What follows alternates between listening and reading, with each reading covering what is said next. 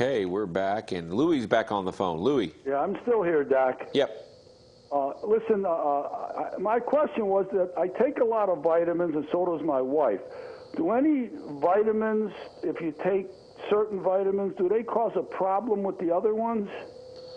Well, the thing about vitamins are the ones you need to remember are the ones ADEK, A-D-E-K. So if you'll write those letters down, I just call it ADEK for short. Those are fat-soluble vitamins, okay? Mm-hmm. So the vitamin A is the most toxic to your system, and if you take large amounts, it causes a disease called pseudotumor cerebri. So it can potentially cause some ocular issues, and it is very dangerous. Other vitamins can accumulate in your system, vitamin K, vitamin D, vitamin E, and as they are antioxidants, but they actually create as many problems as it may solve. So what I tell patients to do is look at your multivitamin and look at the RDAs.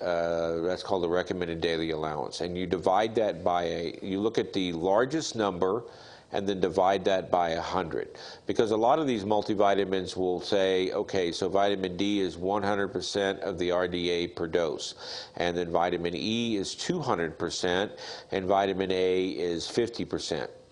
So in order to prevent toxicity, you take the largest number divided by 100, and that's the dosing interval for that vitamin so that you don't exceed the RDA.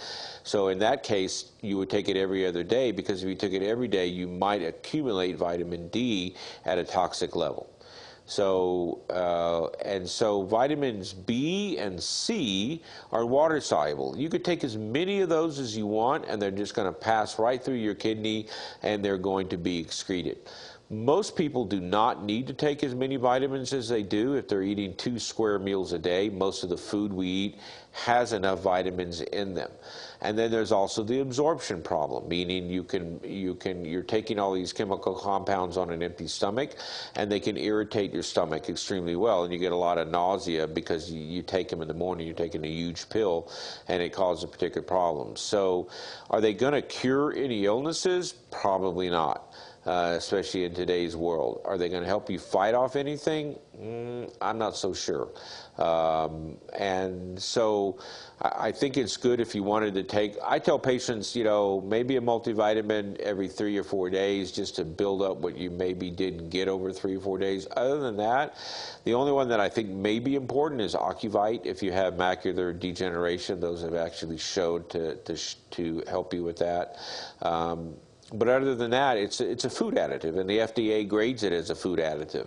There's no real restrictions, and so there's no double-blind crossover placebo study, no evidence-based. And they've done a lot of studies where they've tried to cure atherosclerosis by giving high doses of certain vitamins that are antioxidants. They don't work. They don't change the course of the disease. So I think it's a multi-billion-dollar industry, and I think people tend to take more than what they need. So basically what you're saying is it would be better off if I didn't take them every day, that maybe I took them every 3rd day rather than every day. Yes, I do. I think it's easier on your system. Your body will take in what it needs, and the fat-soluble vitamins don't have a chance to accumulate in a toxic range, and you give yourself a chance to just have a balance there. Remember, moderation is the key. Okay, thanks a lot. You answered my question. Thanks a lot, Doc. All right, you're welcome, Louie. Thanks for calling in. All right, bye. Yeah, so there's a lot of vitamins out there, and I've seen some that patients will bring them, and they'll bring multiple jars, and then you look at it, and there'll be vitamin E in one jar, and vitamin E in this jar, and vitamin E in this jar, and they've taken 3 of the jars, and they've taken 600 of the daily recommended daily allowance, and they do it every day. And it just works against them. So, and when they figure the cost of medicine these days, I don't know if you realize this, and I didn't realize it, but when they say that it's 1/6 of our economy, it's because any over-the-counter product that you buy, anything that is considered a food additive or anything like that, lotions, potions, are all considered part of the healthcare cost. So Advil, ibuprofen, over-the-counter prescriptions all figure into the cost of healthcare. I think that's a little unfair, but that is exactly, what it is. So that's a big cost. That's a big industry there. And big pharma, well, what they're doing to prescriptions today is just, I mean, I don't need to tell you about that. We used to have multiple generics, and the pharmacies got, these pharmaceutical houses got together, and so what you had was, when generics were here, you had a multiple of people coming in making generics on a certain product. That drove the price down. Anymore, that doesn't happen. You have a few pharmacy houses that will make it, and they won't. And they all kind of collaborate to decide which one's going to make this product, which one's going to make that product. And when a medicine goes generic, then they get a license, an exclusive license for 2 years. And what happens is the manufacturer that was making the compound now makes it solely for the generic company. Well, the cost doesn't really come down that much. So we're all kind of getting beat up by the pharmacies and by the pharmaceutical companies. And I suggest you really look at some of the Canadian pharmacies, really check them out. They have different things that you can maybe get for, 2/3 of the price. These patients that go into the donut hole unexpectedly, if you're in an HMO by midsummer, they've got one particular product that is very expensive, and now that Plan D, they have to pay $2,500 out of pocket until they reach the maximum, and then everything's covered. So there's a lot of issues between the lines on insurance companies and what they cover and don't cover. And it's that all sad thing, well, I've got insurance, shouldn't it cover it? And then you find out, no, it doesn't. It doesn't cover this particular product. And then that's where I was complaining earlier, which is, the pharmacy sends, well, we have to do a prior auth. So I got to send my staff to write something up and send the clinical data so that, that prescription can be covered, maybe. And then if it does, it is a much higher expense to the patient. So there's kind of this rule of thumb, which is called, I call the 3 A's about doctors, right? Number one, is a doctor available? If he's not available, doesn't matter if he's the best doctor in the world, he's no good to you because you can't get in to see him. And number two, is he affable? Do you like him? I mean, he may be the best doctor in the world and you can get into him, but he's a jerk and he insults you and you don't want to ever go back, so what good was that visit? And then his ability. So the last of all the qualities that doctors is his ability. After about the 15th visit, you realize this doctor isn't doing anything for you, you might switch and move to another doctor. And the same is true for medicine, okay? Number one, there is the affordability. If you can't afford it, doesn't matter how good it is, can't pay for it, you can't take it. Your insurance company won't give it to you. Then it's tolerability. You may be able to afford it, but it makes you sick and you can't take it, so you're going to throw it out. And then the last one is its ability, or its efficacy, right? So if you can afford it, you'll take it. If it doesn't upset your stomach or cause you a rash or an allergic reaction, you'll continue to take it.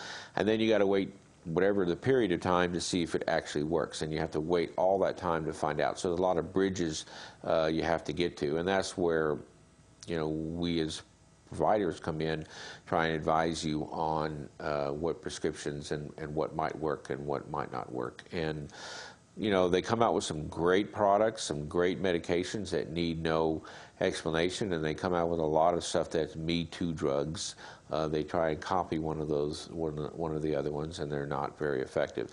Insurance companies really do, I would say, a decent job in trying to find efficacious products at the best price. One of the things I do know that goes on that's kind of a shame is that an insurance company will make a deal. Let's suppose there's 3 products out there for diabetes. The insurance companies will pick, how do they pick product B over product A and product C? They may be all the same, but they get a better deal on product B, they get a rebate. So if they can steer patients to that, they get a rebate on the back end from the drug company. And of course, you as a consumer don't see any of that money because it just wasn't part of your deal. You got a cheap medication, insurance company saved money, and they got it as a cheap price. So I want to make sure that you understand that generics are usually chemically the same, they're not necessarily medically the same, and there's a big difference between those. They can say it's the same chemical compound, but they can't say it's medically equivalent. You got to understand, when a product goes to market, and we talk about this term all the time, it's called evidence-based medicine. What's the evidence? The evidence is a controlled, double-blind crossover placebo study where a person was engaged in a study, they got product A, and then they looked for a symptom or a cure or whatever it is they were looking for, and then they randomly, the patients don't know, they randomly moved them over to the placebo side, and they could see if there was a statistical difference between the two. And if that meets the statistical difference, then it can be made a product for that. So it has to go through a lot of clinical trials and a lot of other things. And a lot of drug companies bring products from Europe that have been over there, but their whole system of medicine, while pretty close to ours, is really like night and day difference. You can't sue anybody there, and so, I mean, you wonder why a product gets released in this country and causes all the problems. A good example of that was Resolin many years ago, which was one of the group of drugs for diabetes, which I don't like to prescribe. It's called the triglycerin products, and I never met one of those products that really didn't have some problem, but Resolin caused liver failure and death in a lot of people that took it, but it was used in Europe. So what's the difference between Europe and our country? Not much. I guess they just, like James Bond, expect you to die. I don't know. Maybe that's just they don't really record or report things like they do in the United States, and their legal system is different too. So that makes a lot of difference on some of the medications that are allowed to come into the United States and some that are not. So it's a good idea. You do your research. Don't listen to the commercials. I hate the commercials on TV. Why would you ever want to take a product that they put on there? But if you have the diseases that are on there, it's a good idea. Please talk to your healthcare provider. Talk to the specialist who might provide that product for you, who might prescribe it for you to make sure that it does work for you. And with that, we're going to close for this show. Thank you very much, audience, for being here and allowing me to come into your home. We'll see you maybe in 2 weeks because we have Memorial Day coming up. So thank you very much.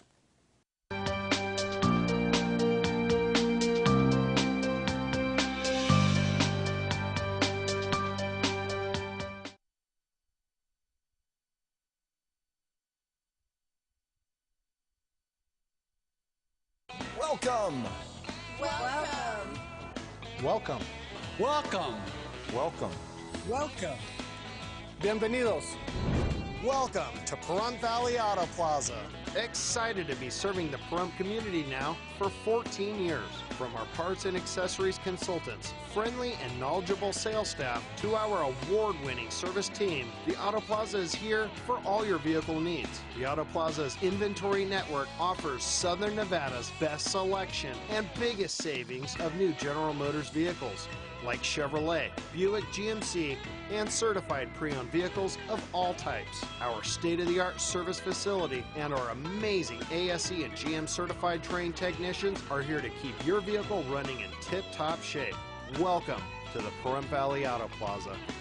Pahrump Valley Auto Plaza, hometown service at a low, low price. Rods TV, serving Pahrump since 1996. Rods does it all: install and repair, even soldering of all electronics, including Blu-rays, DVDs, and yes, VCRs. He will also hook up your surround sound systems, wireless or not. It's time to go digital with 19 free over-the-air channels that include modern programming you want to watch. Rod installs any antennas that are needed inside or outside your home. Call Rod. He does it all. 727-9395. Parents, did you know almost 90% of teens surveyed say it would be easier to delay sexual activity and avoid pregnancy if they had more open, honest conversations with their parents? Don't feel discouraged. If you have yet to begin this conversation, the best time to start talking is now. So talk to your teens early and often about delaying sexual activity and having healthy relationships. Parents, you can help your teens avoid pregnancy and sexually transmitted infections. Talk to your teens. They're listening. Iraq was a defining moment in my life. It made me realize if you don't have safety and security, nothing else matters.